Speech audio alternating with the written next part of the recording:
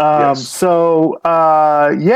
Exciting NFL weekend. Hope everybody enjoyed it. Yeah, I mean, it was definitely, there some more teams are, have clinched playoff spots, but there's still a lot of uncertainty, but, in the AFC and then at the bottom of the NFC. So, yeah. yeah, yeah. So I wanted to open up with this. So Buffalo beat New England. Kind of Yeah. got some payback in there for what happened the last time they played. And Um, Buffalo was just kind of going up and down the field, and then basically, I mean, it's funny because some people were ripping on Mac Jones, and it's like, yeah, well, it was 26-21, and they had like a fourth down, and Josh Allen made a great play. So, it's not like the Patriots were like, I mean, Mac Jones didn't play that well, but yeah, no, the Patriots are a good team. I mean yeah, that was a high quality game. I mean, it was obvious in the game Buffalo was the better team. yeah, So I wanted to refer back to something. So when the Patriots beat Buffalo, I think it was it was about 3 weeks ago, and yeah, they the story surrounding that was, oh my God, I can't believe the Patriots threw the ball 3 times and they won. Wow, it's amazing. The Patriots are, Belichick's got them back, and the Patriots are they're in the driver's seat and all of this stuff. yeah, And I thought, I thought there was a tremendous overreaction to that game. Buffalo had the ball with 3 minutes to go near New England's goal line with a chance to win the game. yep, So I felt like, yes, they played in a driving snowstorm.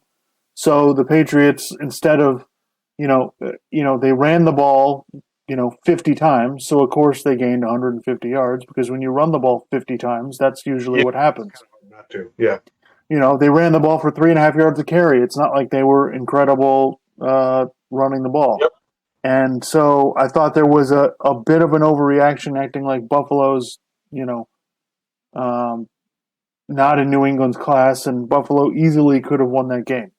So I think it makes sense to me that Buffalo would come back and then, play like they usually do. Josh Allen Well, played there like, was kind of I thought Nick Wright has been overreacting to stuff with the Bills all year long. Like Josh Allen slipped when he's trying to do the quarterback sneak into the end zone to beat the Titans. And so, oh, well, he basically, and I made this, I don't want to go too in depth on this. I went into this in the last podcast. So it's basically like, oh, well, he screwed up, which means he's just going to screw up. It sounded like a Skip Bayless argument, like, oh, no clutch gene, and I'm just like, everyone needs to, like, when they lost to the Titans, and then they lost to the Patriots, and then they lost to the Buccaneers, and people are like, and I'm just like, guys, what are you talking about? Buffalo's really good.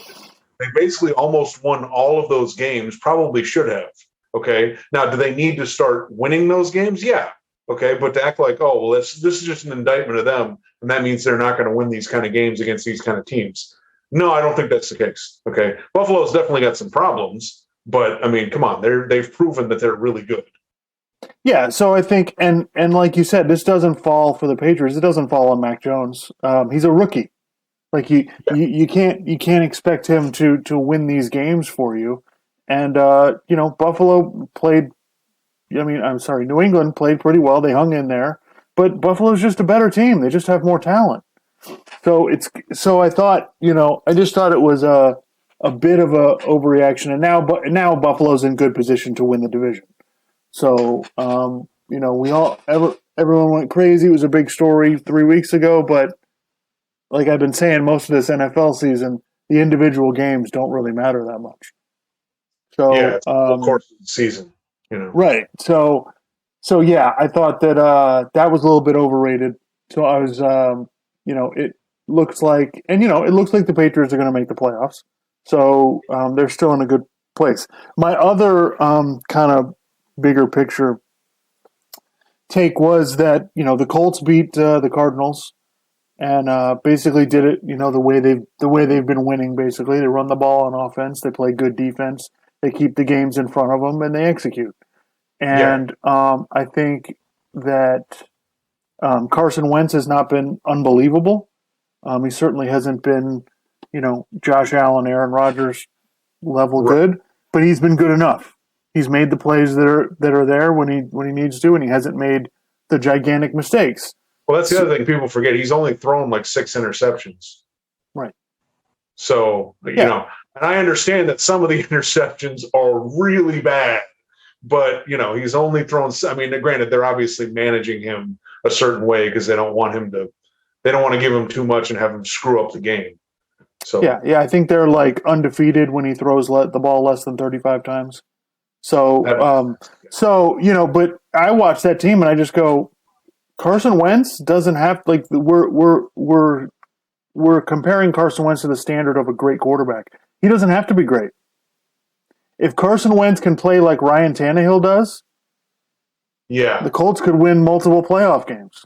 and the thing is, people are forgetting the AFC. I mean, even the Chiefs, like I have concerns about, but especially all the other teams in the AFC that are in the playoff mix, like they've all got problems. Buffalo's got problems. They're not really that good running the ball. They had a significant injury on their defense. Cincinnati, they haven't made the playoffs with this group of guys before. Joe Burrow's never been in a playoff game before. Okay. The Chargers, I mean, they're obviously very talented, but they're really inconsistent. They just lost to Houston. Okay. So, and again, Justin Herbert looks like a really great quarterback. He's never played in the playoffs before. Mac Jones, he's a rookie. He's never played in the playoffs before. Okay. So, like, people are like, oh, well, Carson Wentz isn't like, maybe you don't need to be elite to win a couple of playoff games, depending on the matchups. I mean, I would still kind of give Kansas City the edge. Again, I still have concerns about them, but I'm just like looking at it like they've been through this before. They're probably going to get the 1 seed. They're only going to have to win 2 games. They're going to be at home. Like, their defense has been playing well. Okay, I can see that they would be the favorites in the AFC. But these other matchups, like, it just kind of, again, it depends on the matchups. It depends who's hot and who's playing well. And then weather could be a factor depending on where the games are. So.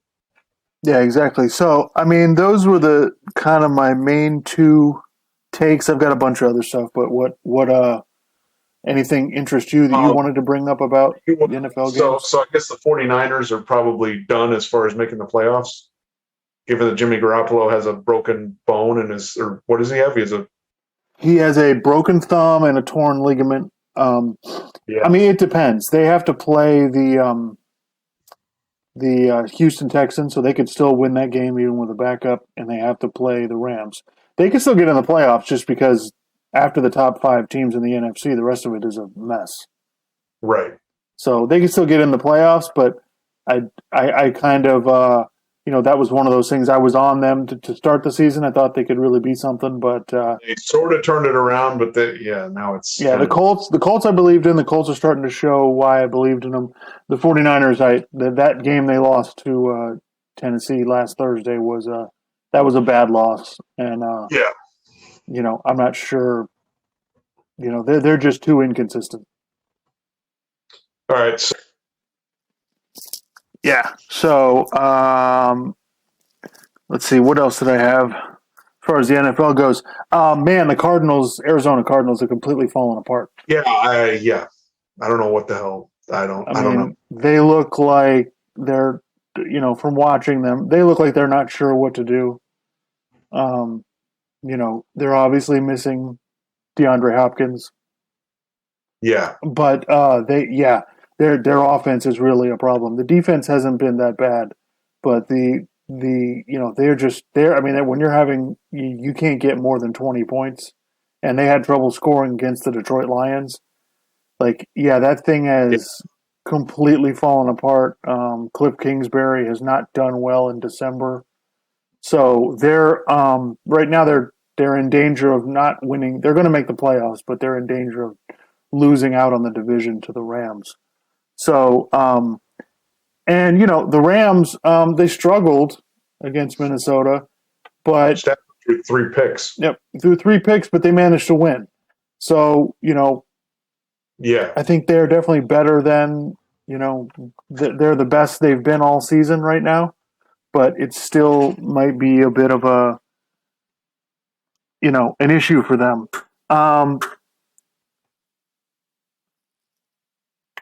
Let's see, what else did I have?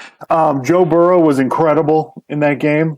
525 yards. I've been singing his praises the whole season, and it is as we've said before on here, it's pretty difficult to come on here and be happy about Tua when we're watching Joe Burrow and Justin Herbert do what they're doing.